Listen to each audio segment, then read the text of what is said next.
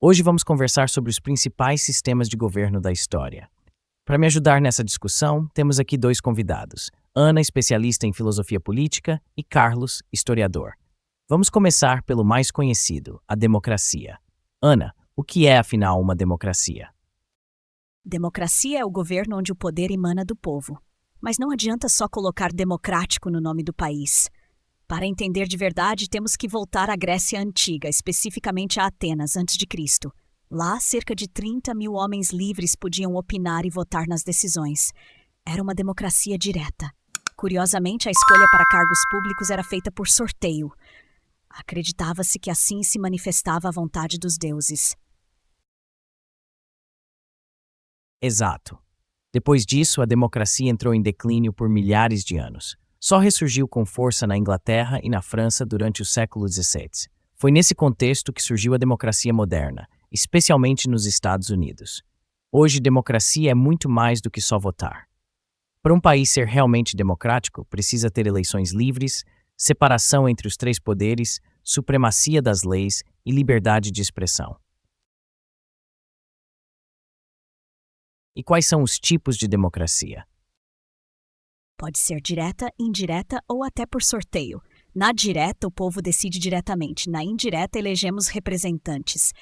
E no modelo por sorteio, como em Atenas, os cargos são distribuídos aleatoriamente.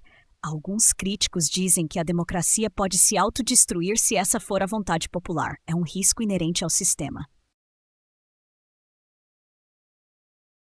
Falando em sistemas antigos, Carlos, vamos falar da monarquia, uma das formas mais antigas de governo, certo? Com certeza. A monarquia é talvez a mais instintiva. Um rei governa até morrer e é substituído, geralmente por um familiar. É legitimada por laços familiares e, historicamente, pela ideia de que o rei é escolhido por Deus. Isso dava estabilidade, mas também resultados muito variáveis, afinal, tudo dependia de uma única pessoa. As monarquias praticamente desapareceram no século XX com o avanço da ideia de igualdade de direitos. Hoje restam 43 países monárquicos, mas na maioria o rei tem poder simbólico. Existem diferentes tipos: a monarquia parlamentar, como no Reino Unido, onde o rei é uma figura cerimonial, e a monarquia absolutista, como na Arábia Saudita, onde o rei detém o poder real. A escolha do monarca também varia, pode ser hereditária, como na Suécia, ou eletiva, como no Vaticano. E a república? O que significa? República vem do latim res publica, que significa coisa pública. Originalmente, é um sistema em que o líder representa um grupo amplo da sociedade e governa pelo interesse comum.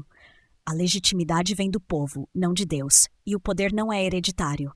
Atenas e Roma eram repúblicas e inspiraram os Estados Unidos e a França, que influenciaram muitos países a adotarem esse modelo.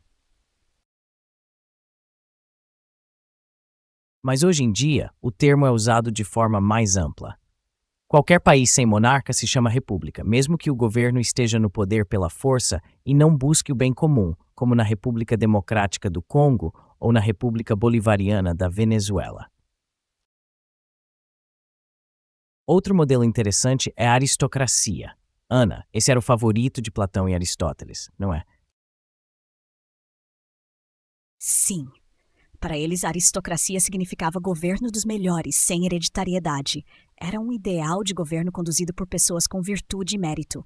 Esse modelo influenciou o feudalismo medieval, onde nobres detinham terras conquistadas por mérito militar ou financeiro. Mas com o tempo, o mérito foi se perdendo. As famílias nobres passaram os títulos e terras adiante, gerando uma aristocracia hereditária.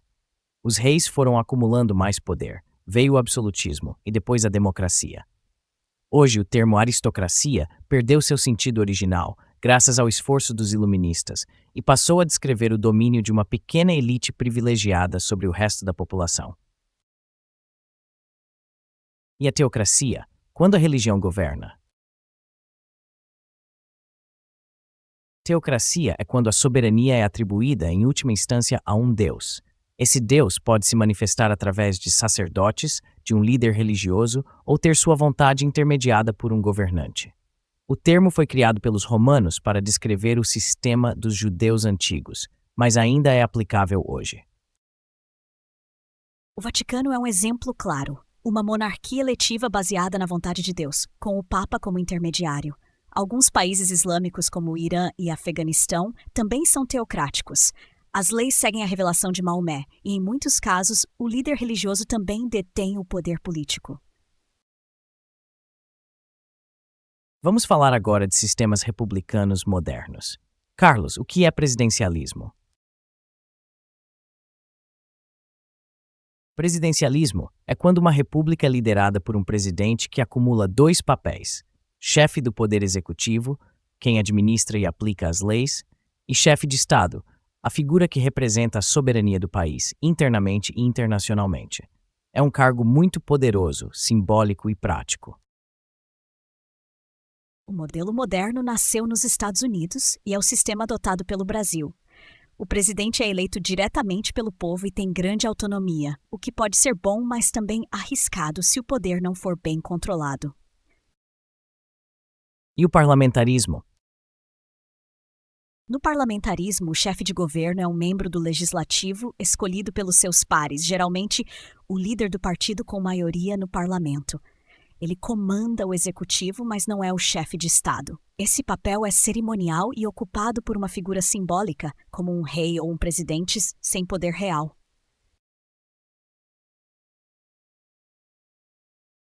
O Reino Unido é o exemplo clássico. O rei é chefe de Estado, mas quem governa é o primeiro-ministro. Na Alemanha, o chefe de governo é o chanceler e o presidente é uma figura cerimonial. Uma vantagem do parlamentarismo é que o chefe de governo pode ser derrubado mais facilmente, com um voto de desconfiança, sem precisar de um processo longo como o impeachment. E o que é o semipresidencialismo? É um sistema híbrido. Tem presidente e primeiro-ministro dividindo o poder executivo. Os dois têm poder real. O presidente não é apenas uma figura simbólica. A divisão de funções varia conforme o país.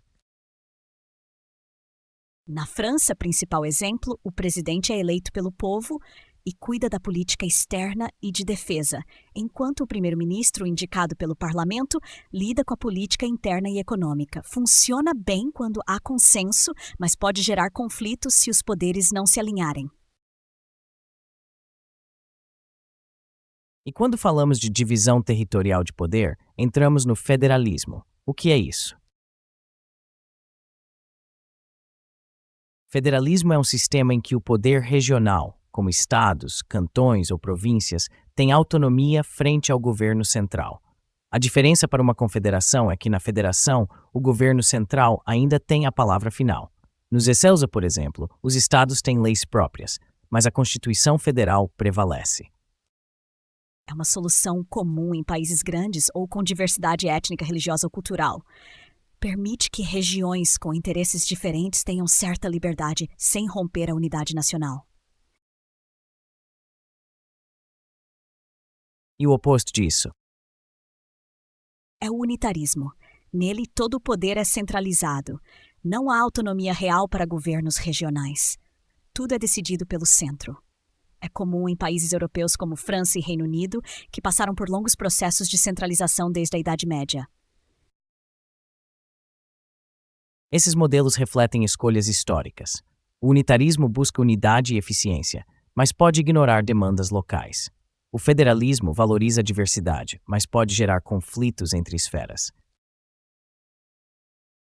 E vamos agora para os regimes mais autoritários. Carlos, o que é despotismo? Despotismo vem do grego e originalmente não era um termo negativo, significava apenas um governante com poder absoluto. Com Montesquieu, o conceito mudou. O déspota passou a ser visto como um tirano que governa sem leis, só para seu próprio benefício. Montesquieu associava déspotas ao Oriente, o que influenciou a visão ocidental sobre regimes fora da Europa e América do Norte. Hoje, despotismo é sinônimo de governo arbitrário, sem limites e sem preocupação com o bem comum. E oligarquia? É a versão corrompida da aristocracia. Em vez de governo dos melhores, vira governo de poucos, que se beneficiam. Os líderes não são escolhidos por mérito, mas por lealdade ao grupo de elite. As leis não são legítimas e precisam ser impostas pela força. Para Aristóteles, era a forma mais corrupta de governo, porque perversa o ideal mais elevado. Esses regimes são frágeis e propensos a revoltas, porque o povo não se sente representado.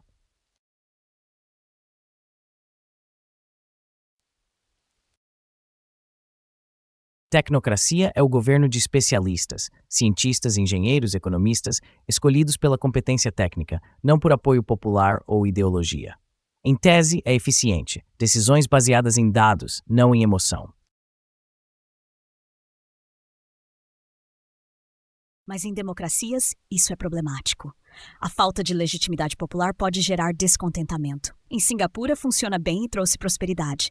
Já na China e na União Soviética, tecnocratas sacrificaram valores humanos em nome da eficiência. Justiça, liberdade e direitos. E quando o governo é só para enriquecer os líderes?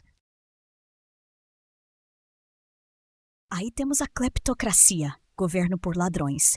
Os líderes usam o cargo para se enriquecer, ignorando qualquer responsabilidade pública.